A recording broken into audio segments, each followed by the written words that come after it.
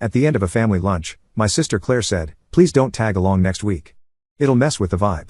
My mom looked away, my dad didn't disagree, and I just smiled. That night, I canceled the group tour, froze the joint travel card, and removed my name from the trip insurance. At check-in, they were denied entry. My dad called 3 times. Then a message from my brother, "Eric, we can't board." "What did you do?" I texted back, "She actually said it." I didn't say anything right away. I just sat there, holding my fork and thinking how surreal it all was. It felt like I'd slipped into a parallel universe where my younger sister was in charge of family decisions and I was some distant cousin on a pity invite. The table went quiet, but not the kind of quiet where someone's about to speak up and fix things. It was the kind where everyone silently agrees to let the moment die. My mom looked at her plate like it was suddenly fascinating. My dad didn't even flinch, not a word, not even a "come on, Claire." I don't know why I looked to him for anything. I don't remember the last time he stood up for me. I smiled, not because I was fine, but because I refused to give them the satisfaction. If I looked angry, I'd be overreacting. If I defended myself, I'd be dramatic. Smiling was neutral. It let them think I didn't care. The truth? I cared more than I should have, because this wasn't just about the trip. It never is. It was years of being treated like the fallback plan, the babysitter, the bank, the guy who gets the couch because the kids need the guest rooms. The one who doesn't understand real responsibility because he doesn't have a mortgage or a family. So, he can pay more, right? He can cover things. He can be flexible. I went home that night and opened my laptop. The first thing I did was cancel the group tour, the one I researched, negotiated, and paid for. Gone. Then the cooking class, the vineyard day, the chartered boat, all tied to my account, all requiring my authorization. Without me, the bookings disappeared. Then I froze the joint travel card, the same card I opened so they wouldn't rack up fees on their own. The one Claire used to book her upgraded flights and Eric used for the villa deposit. Useless now. And because I knew exactly how this would play out, I went one step further. I removed myself from the travel insurance policy and flagged the airline tickets under my name for a fraud review. You can't check in online when the cardholder reports unauthorized use. I made sure of that. The silence was beautiful until check-in day. I was at home, watching TV, when my phone buzzed. First call from Dad, ignored. Second call from Dad, declined. Third call, voicemail this time, but I didn't listen. Then came the text from Eric, "We can't board." "What did you do?" I typed one line, "Enjoy the vibe." And then, without even closing the thread, I opened my banking app and canceled the automatic rent payment I'd been sending to his landlord. $700 a month for 2 years because Eric's credit was garbage and I had more room in my budget. Not anymore. It hurt more than I expected it to, not just because of the money, but because I really believed for a long time that this family saw me, that they appreciated me. I think I needed to believe that. But that lunch, that sentence, proved what I'd been afraid to admit. I wasn't part of the family trip. I was the sponsor. Not anymore. They didn't call the next morning. I expected at least a furious group text, maybe a guilt-laced message from Mom, but nothing. Just silence. The kind that says, "We don't know how to deal with this yet." I pictured them pacing through the airport lobby, Claire trying to speak to someone at the counter while Eric's kids whined in the background. I imagined my dad standing back with his arms crossed, watching it unravel and probably thinking it was all unnecessary drama. I went about my day like I wasn't the cause of the implosion. Made coffee, cleaned up a bit, went to the gym. There was no one texting me last-minute booking confirmations, no one asking if I could cover tips for the drivers, no one asking if I had downloaded the travel insurance documents. The silence was strange, peaceful, a little addictive. Late that evening, a message from my mom popped up, "We're staying at a hotel near the airport. Claire is upset. Eric's kids are exhausted. Can you please call me?" No apology, no acknowledgement of what actually happened. Just emotional leverage. I stared at it for a full minute before locking my phone and walking away. I wasn't going to be the fixer this time. The next day, they went somewhere else, not Europe, not the trip I'd planned. They ended up doing a cheap resort package in Florida, 2 rooms, basic buffet, no excursions. They didn't post much. Just one photo of the kids by a hotel pool. No tags, no geolocation, no "wish you were here." It looked like a funeral with palm trees. Then nothing. 4 days of radio silence until Friday night. I was watching a movie when someone buzzed my apartment. No heads up, no message, just the intercom lighting up again and again. I answered, thinking it might be a delivery, and heard Eric's voice, "Open the door, man." I hesitated, then buzzed him in. He walked in like he lived there. Didn't sit down, just stood in the middle of the living room, arms stiff at his sides. "You seriously messed everything up. No hello, no how have you been?" Just that. He launched into it. Claire was furious, Dad was humiliated, the kids were confused, Mom was stressed. He said the whole thing had spiraled into a disaster because I chose to act like a child over one comment. I let him talk. Then I asked him, how many trips had I paid for? How many hotel upgrades, how many dinners, how many fees had I quietly covered? Did anyone even notice when I booked the nicer van so the kids wouldn't be cramped in the backseat? He shifted, started talking about how that's just what families do, how money shouldn't be used to keep score. He said I made them look stupid, stranded at the airport like that. I asked him when the last time was that he paid his own rent without my help. That stopped him. You're really going to throw that in my face? I didn't answer. I opened my phone, showed him the payment log, 2 years, $700 every month. I asked if he had ever planned to take it over or if he just thought I'd pay forever. He said he thought I didn't mind, that I never said anything. Exactly. Then I told him something that surprised even me. I wasn't angry anymore. I wasn't even hurt. I was just done. I'm not the extra guy anymore, I said. You either treat me like a brother or not at all. But I'm not your wallet. He stood there for a while, looking like he wanted to argue, but he didn't. He just left. I locked the door behind him and blocked his number. That was the real break, the kind you don't come back from without something changing for real. And I knew it had to start with me because I was the only one who ever acted like things were fine when they weren't. Let them sit with the silence for once, because I'd been sitting in it for years. A week passed. No messages, no voicemails, no sarcastic family group chat memes from Claire, not even a payment request from Eric's landlord. It was like someone had hit mute on the entire family. The kind of silence that feels like both punishment and relief. And for the first time in a long time, I didn't try to break it. I figured they were regrouping, trying to come up with a strategy, a way to paint what happened as an overreaction on my part. Maybe even blaming each other behind closed doors. I imagined my name getting thrown around in sentences like, he's always been sensitive, or, you know how he gets. I wasn't going to explain myself again. I'd done that enough. Then, Sunday morning, a text popped up. Simple. From my dad, let's talk. Just you and me. I stared at it longer than I should have. My first instinct was to ignore it. But something about the wording caught me. He didn't say, we need to talk, or you owe us a conversation. Just, let's talk. Just us. So I said, if you want to talk, come here. He showed up an hour later. No warning, no delay. Just knocked like he'd done it 1,000 times before, though he hadn't been to my apartment in over a year. He was dressed the way he always dressed when he wanted to look casual but put together, clean sneakers, a tucked-in polo, the watch I bought him 2 Christmases ago and never saw him wear until now. He didn't sit at first, just stood inside the doorway holding a small folder in one hand. No gift, no coffee, no mom. That part mattered. We sat in the kitchen. He didn't ask for anything. Just rested his hands on the table and looked at me for a second before he started. I didn't realize it had gone that far, he said. I didn't answer. He said he thought I enjoyed planning things, that I liked being the go-to. That helping out made me feel important, included, that it was your thing, the way cooking was Claire's or complaining was Eric's. I waited. Then he said it, we stopped asking if you were okay with any of it. He told me that after the airport incident, the mood shifted fast. Claire was blaming him. Eric was blaming Claire. Mom was blaming herself, quietly, like she does. No one wanted to take the hit, but none of them could deny that I'd been holding the trip, and a lot of other things, together for a long time. Then he did something that caught me off guard. He apologized. Not in a sweeping, dramatic way, no begging, no guilt-tripping. Just a quiet, direct, I'm sorry we put so much on you and acted like you owed it to us. He said that seeing me cut off Eric's rent was the wake-up call because he hadn't even realized I was still paying it. He thought that it ended a while ago. When I told him it never did, he went quiet for a moment, then said, that's on me, too. And then he handed me a folded piece of paper. It wasn't a letter. It was a rent receipt. He had paid Eric's rent himself. I told him it was time he figured it out, Dad said. And if he couldn't, it wasn't your job to carry it anymore. I looked at the receipt longer than I needed to, because in our family, that wasn't just a receipt. That was a shift. It was the first time my dad picked up something I'd quietly been expected to hold for years, not because I'd asked, not because he was forced, but because he finally saw it. He stood up to leave. Said he wasn't expecting me to forgive or forget overnight. That he just wanted me to know someone heard me. That maybe the rest would come later. Before he walked out, he paused and said, you were never just the one without a family. You're part of ours, and we're going to fix how we show it. He left, and I didn't say anything. I just stood there with the receipt in one hand and the weight of something lighter in the other. I didn't know what would happen next, but for the first time in years, I actually believed something might change. The next day, Claire showed up unannounced. I almost didn't answer the door. I saw her through the peephole, standing there with a paper bag in one hand and her phone in the other, like she was still deciding if she should be doing this. For a second, I considered pretending I wasn't home, but curiosity got the better of me. I opened the door. She didn't say anything at first, just held up the bag and said, it's from that deli you like. Turkey and Swiss. She hated that place, said everything tasted like napkins. But she brought it anyway. I let her in. She didn't even take off her sunglasses, just sat down at the kitchen table like she was trying to shrink into herself. I didn't sit right away.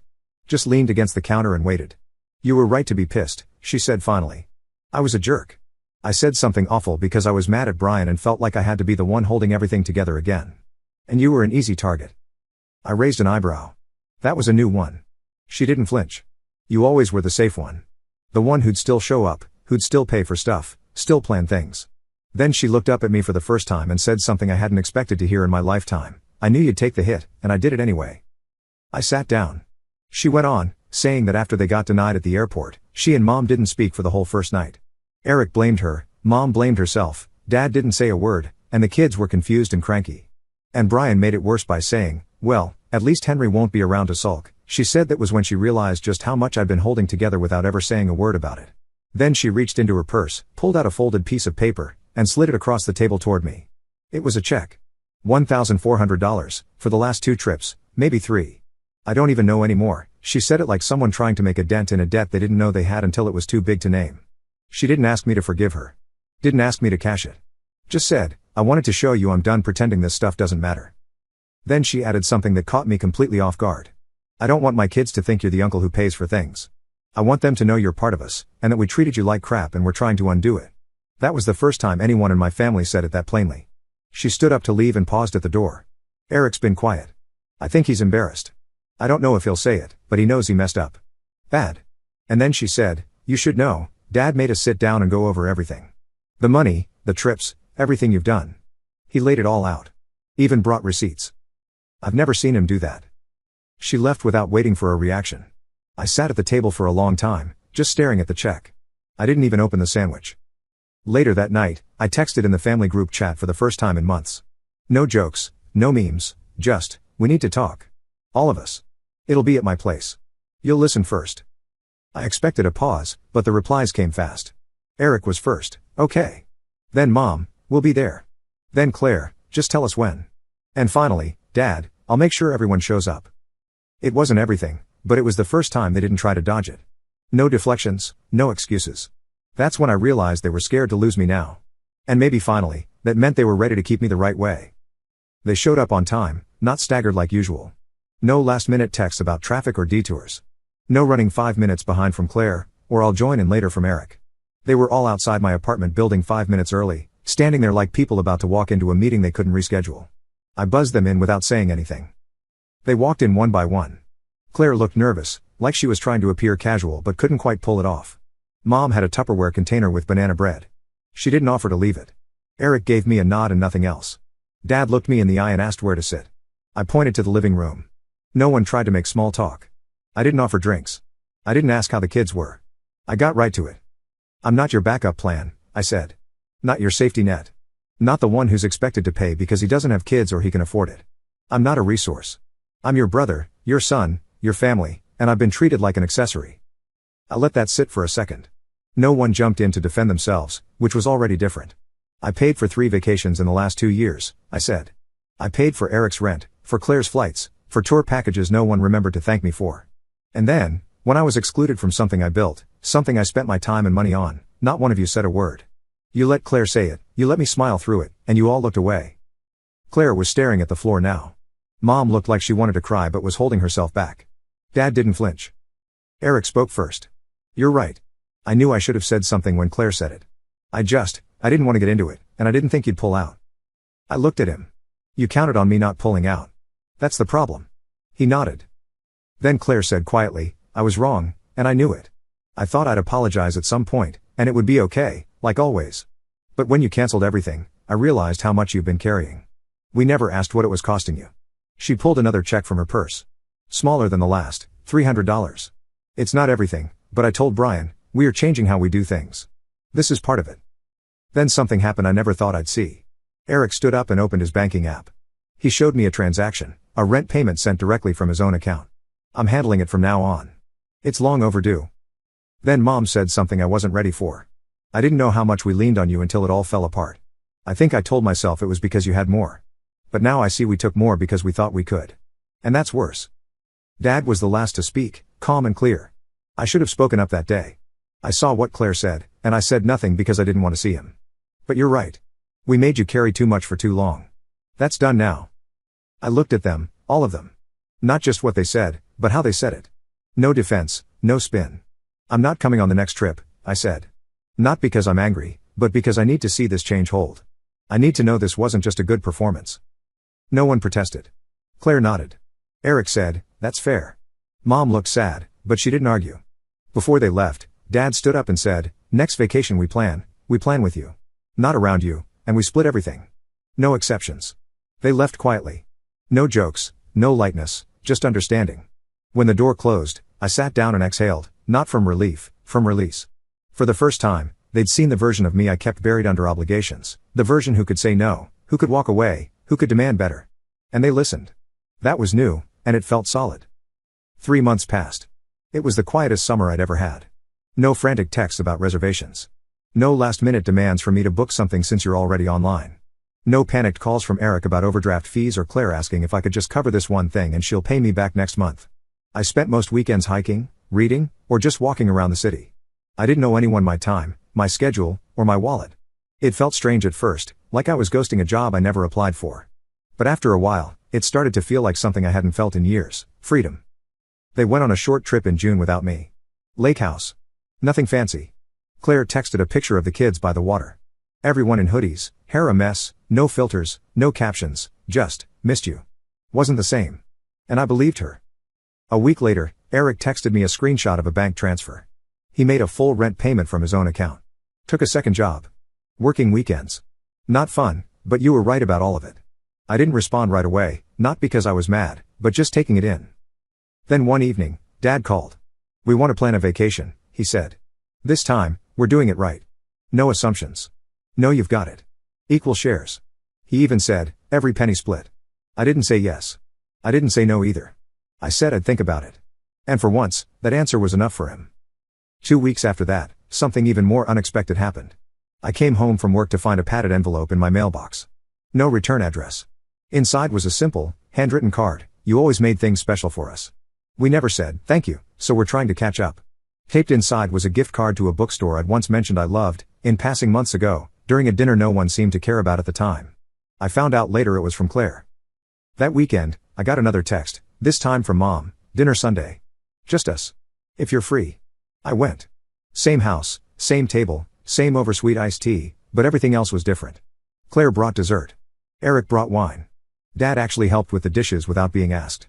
No one made a single joke about money or schedules or how easy my life must be. And Mom, she didn't hover. She didn't try to smooth things over or steer conversations away from tension. She just looked across the table at me and said, "We're glad you're here." And then came the surprise.